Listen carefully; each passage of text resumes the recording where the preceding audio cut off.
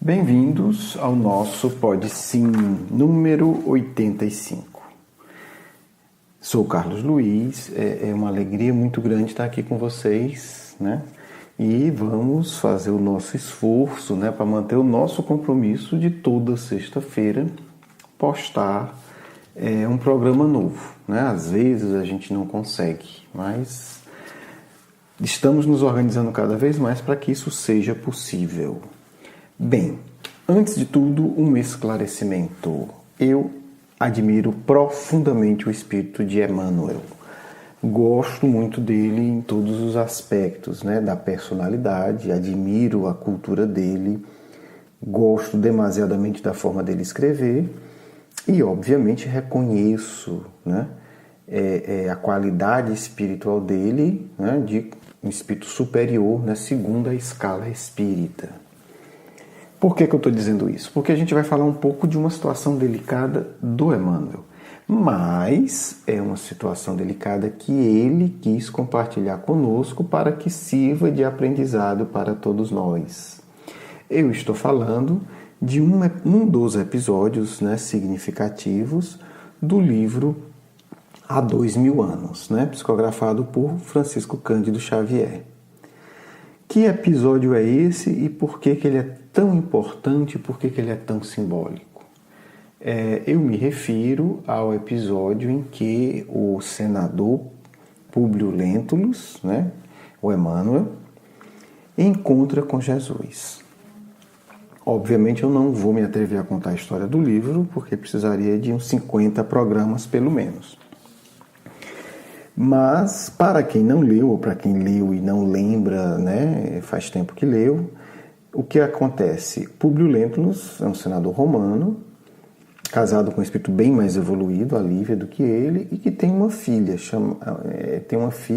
chamada Flávia, salvo engano, gente, agora vocês me pegaram, é Flávia, sim, com certeza. Então, o que acontece?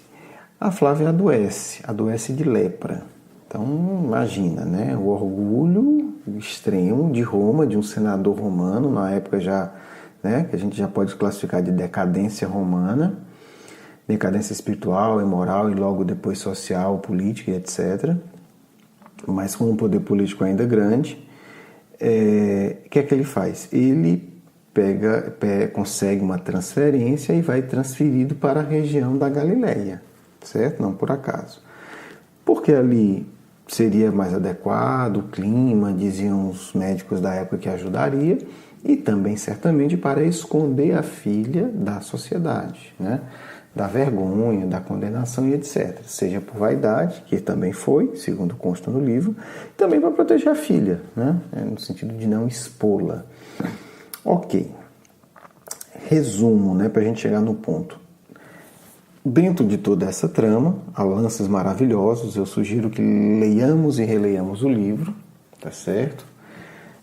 Eu vou reler, né, mais detidamente para o próximo ano, onde a gente vai lançar o nosso curso, né, e o módulo é exatamente sobre Jesus, né, o módulo 2 do curso, Educação Espírito Convite à Juventude, começa exatamente em janeiro e os 12 primeiros encontros serão sobre o Cristo. Então, voltemos. Então, vamos voltar para o livro. O senador vai para a Galileia, ele, a mulher, a filha, e, enfim, funcionários, etc. E a situação da filha, da Flávia, apenas piora. Lívia, né, um espírito já maduro, ouve falar de Jesus por conta, né, por meio das escravas e se afeiçoa à figura do Cristo, e convence ao senador romano e pedir ajuda para o Cristo, porque ela sabia de muitas curas, circulavam muitas notícias de cura, até porque uma das coisas, né, assim, uma das atividades que se destacam que o Cristo fazia era a cura.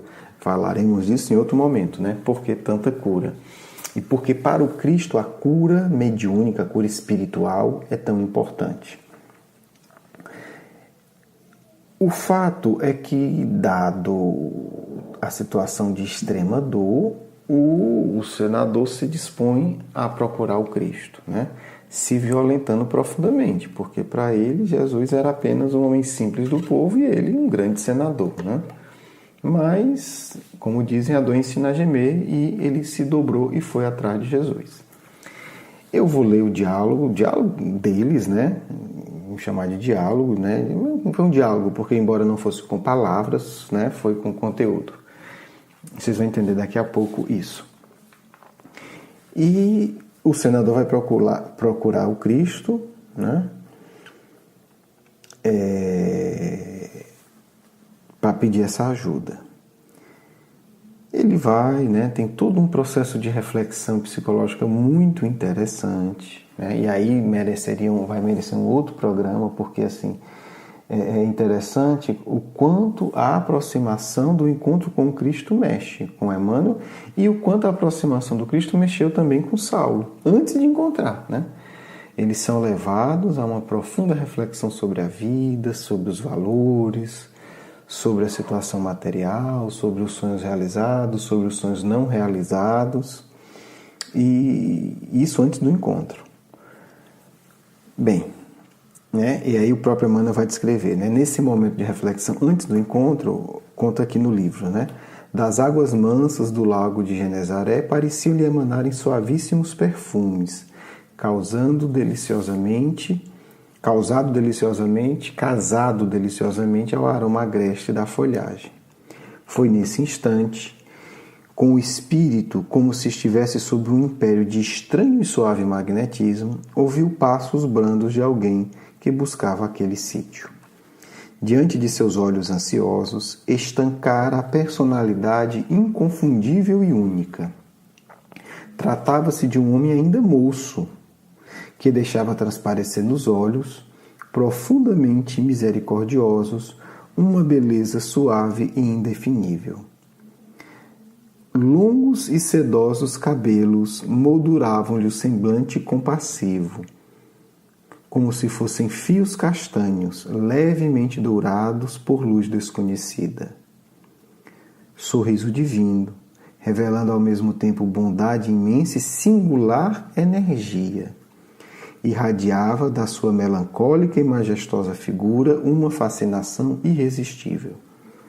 Olha que descrição preciosa, né? Uma coisa curiosa, o Emmanuel dá aqui pra gente, primeiro, a cor do cabelo de Jesus, né? Castanho.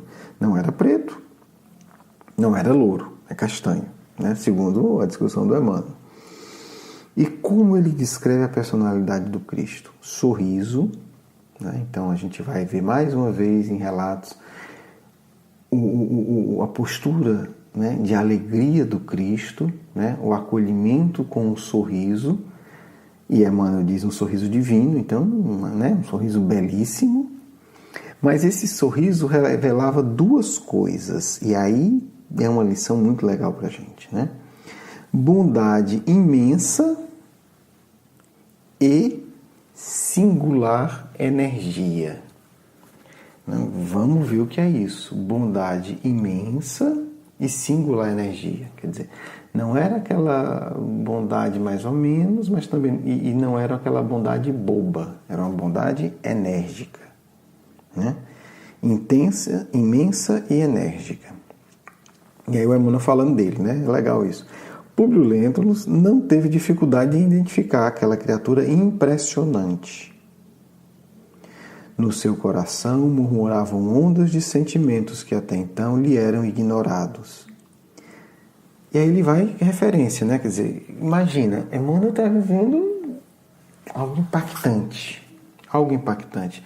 Porque mesmo que ele no momento não compreenda, a presença do Cristo é algo impactante. E aí ele vai comparar, né? Ele vai dizer assim, nem a sua apresentação a Tibério, o imperador, nas magnificências de Capri, lhe haviam imprimido tal emotividade ao coração. Quer dizer, ele lembrou do momento mais glorioso, foi apresentado ao imperador Tibério, né? No lugar magnífico, mas não se comparava aquele encontro na frente de um lago simples, né? de um mato comum, como a gente conhece, mas o impacto emotivo foi muito maior. lágrimas ardentes rolaram-lhe dos olhos, que raras vezes havia chorado. Quer dizer, já entregou aqui a própria vida dele. Quer dizer, ele estava chorando, e o choro, para um homem orgulhoso, né, rígido, é algo difícil. Né? Até hoje, a gente vê que muitos de nós temos que realizar uma verdadeira jornada de conquista para ter a capacidade de chorar. E força misteriosa e invencível fê-lo ajoelhar-se na relva lavada em luar. Quer dizer, resumo, o senador viu, impactou-se, começou a chorar e se ajoelhou. Imagina que energia é essa. Desejou falar, mas tinha o peito sufocado e oprimido. E aí é interessante, né? Que às vezes a gente fica meio que viciado só no agradável. Quer dizer, vamos tentar entender como é que são as emoções. O encontro do senador com o Cristo fez o coração dele se sentir oprimido, fez ele se sentir sufocado. Olha que interessante, né? Olha que interessante. A energia do Cristo fez o Emmanuel, né, na época de senador, se sentir sufocado e oprimido. Foi quando, então, num gesto doce, de doce e soberana bondade, o meigo da Nazaré caminhou para ele. Qual visão concretizada de um dos deuses de suas antigas crenças? Cara, a referência do senador são os deuses, né? Seres mais poderosos, inteligentes e capazes são os deuses. Então, era o que ele podia, né? Era o que ele tinha de conceito para lidar com a situação, de ideia. Ok. E pousando carinhosamente a mão sobre sua fronte, exclamou em linguagem encantadora, que Públio entendeu perfeitamente. Porque uma das preocupações do Públio, né, contando o bastidor antes desse encontro, era como é que ele ia se comunicar. Né? Porque ele dizia, não, esse ignorante carpinteiro deve falar aramaico, eu não falo bem aramaico. Né? Então era uma preocupação. Só que o Públio entendeu em latim, na língua romana, dando-lhe a inesquecível impressão de que a palavra era de espírito para espírito, de coração para coração. Que é que o Cristo fala para o senador Emmanuel nesse momento. Né?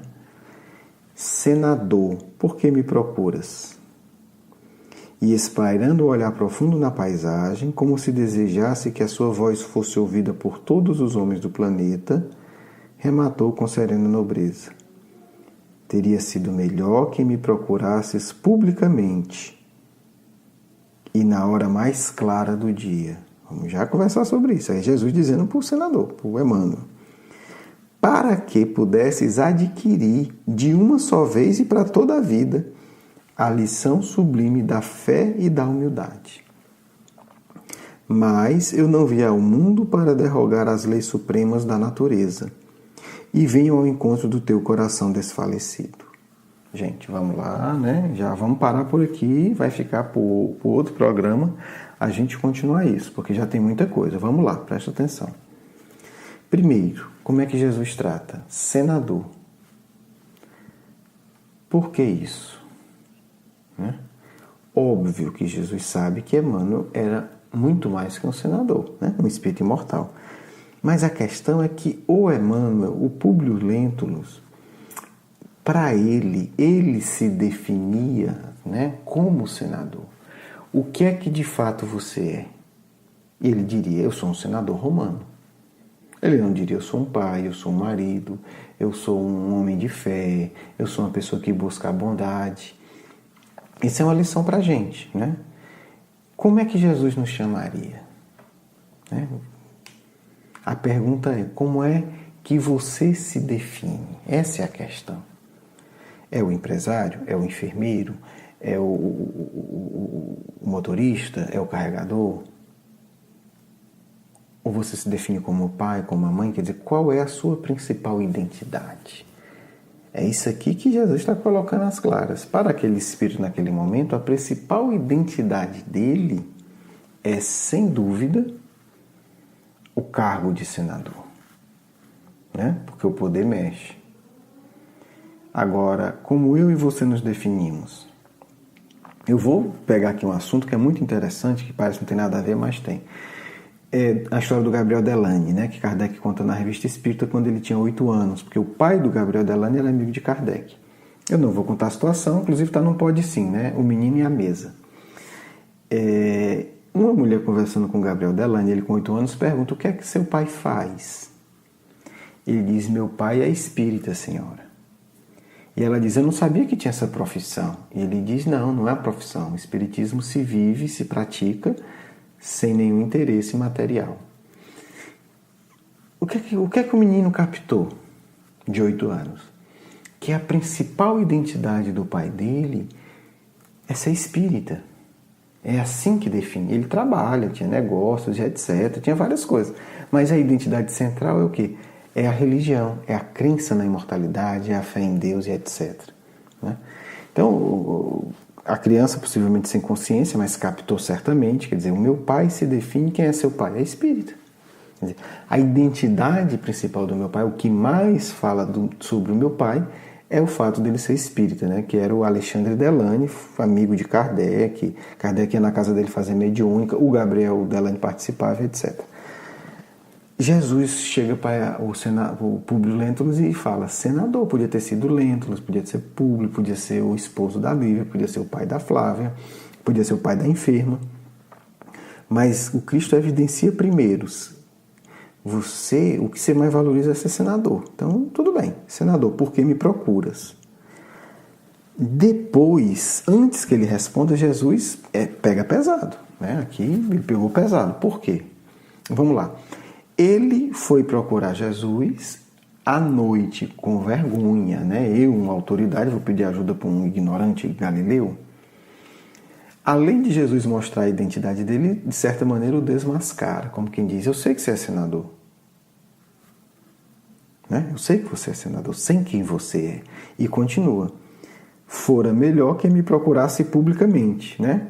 Então ele está dizendo: eu sei que você não me procurou publicamente porque você é senador e se acha muito importante. Olha aí. Fora melhor que me procurasses publicamente e na hora mais clara do dia. Porque Jesus foi procurado num lugar não público, isolado, e à noite. E à noite aí tem alguns símbolos, né? É o símbolo do às escondidas, para que ninguém veja. Por que seria melhor? Jesus continua: para que pudesses adquirir de uma só vez e para toda a eternidade a lição sublime da fé e da humildade. Jesus está dizendo que ele deveria ter procurado de dia para que ele começasse a aprender fé e humildade, que ele não tem. Né? Nem tem muita fé e nem tem humildade de pedir ajuda para alguém publicamente, alguém que não é do seu, né, do seu status social. O que é que está implícito aqui? Jesus está dizendo: não é por mim. Você deveria ter me procurado publicamente à luz do dia, não por mim, mas por você, porque você precisa aprender a lição da fé e da humildade. E aí Jesus continua: mas eu não vim ao mundo para derrogar as leis supremas da natureza. Por que ele disse isso? E venho ao encontro do teu coração desfalecido. Porque as leis da natureza são as leis de Deus, as leis de amor. Quer dizer, seria melhor para você, e eu estou lhe dizendo que você deveria ter me procurado publicamente e à luz do dia. Mas eu não vim aqui, como quem, assim, nas minhas palavras, não é para ficar com briguinha, para quebrar a lei de fraternidade. Você é um necessitado. Se você está me procurando nessas situações, eu venho ao teu coração, né, desfalecido, quebrado. Então, é isso que o Cristo está colocando. Bem, meus amigos, vamos continuar no próximo programa, né? Porque aí eu vou lançar a seguinte reflexão para encerrar. Primeiro, qual é a nossa identidade? Segundo, como estamos procurando o Cristo? Publicamente à luz do dia, de uma maneira clara, objetiva, ou estamos procurando Cristo apenas, né, quando precisamos em desespero? Né? O Cristo é o amigo de todo dia ou o Cristo é o sujeito que a gente se socorre em desespero sem ninguém saber que a gente sequer está pedindo ajuda para ele? No sentido de, não assumindo a nossa necessidade. Porque aí é a questão, Nós reconhecemos de uma maneira saudável publicamente as nossas limitações. Nós reconhecemos de uma maneira saudável publicamente que nós de fato precisamos do Cristo, que nós precisamos orar, que nós precisamos da espiritualidade. Ou a gente, às vezes até com os amigos espirituais, no centro espírita, nos ambientes de fé espírita, a gente fala e faz os discursos e conta histórias, e fora daquele ambiente nós não procuramos os amigos espirituais publicamente. Nosso guia não tem vez, não tem um respeito, não tem um testemunho, e nós não expomos a nossa necessidade do amparo desses amigos espirituais. Essa é a reflexão deste ponto. No próximo encontro nós continuaremos com esse diálogo. Foi mais uma apresentação e a gente vai analisar passo a passo esse diálogo do senador Públio Lentulus com Jesus. O que a gente fez só foi o começo da história. Próxima semana teremos mais, se Deus quiser. Um grande abraço, já me despeço. Vamos agora nos preparar para a nossa segunda etapa, a nossa etapa de encerramento.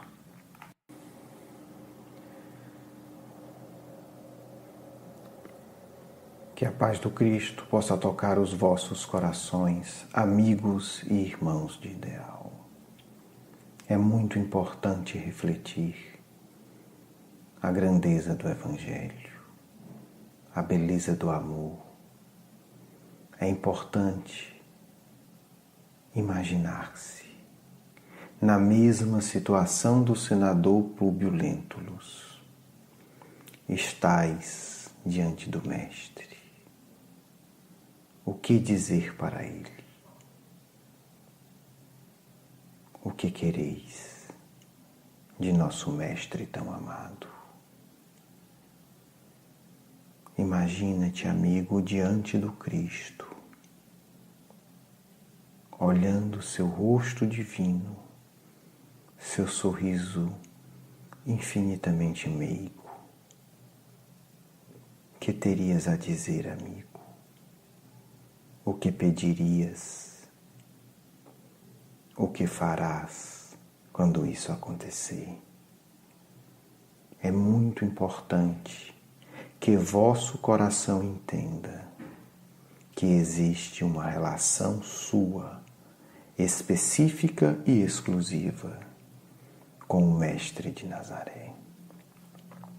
Deveis entender que essa relação deve ser cultivada, deve ser ampliada e, acima de tudo, deverá ser o vosso referencial de ação no mundo. Como o Mestre gostaria que eu agisse? Num sentido verdadeiro e profundo.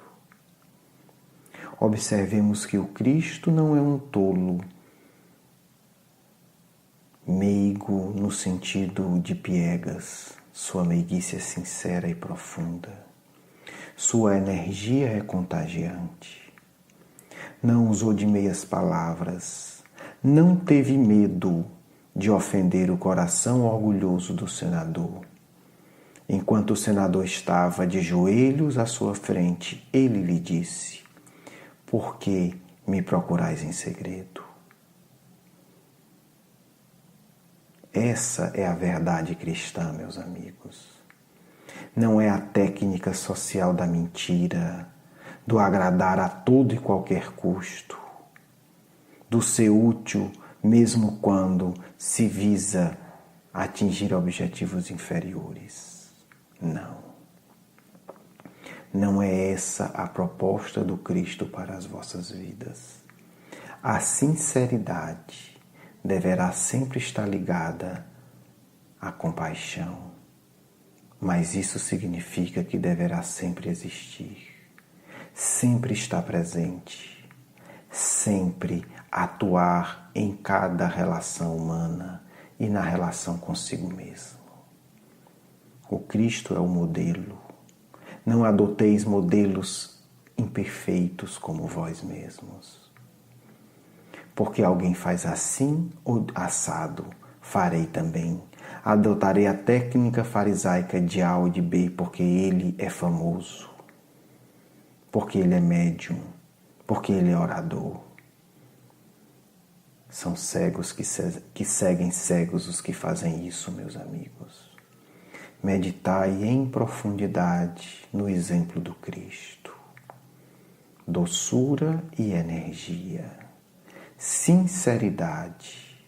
Observai as suas primeiras palavras ao senador. Por que me procuras? Por que me estás aqui à noite? Por que não estás comigo publicamente?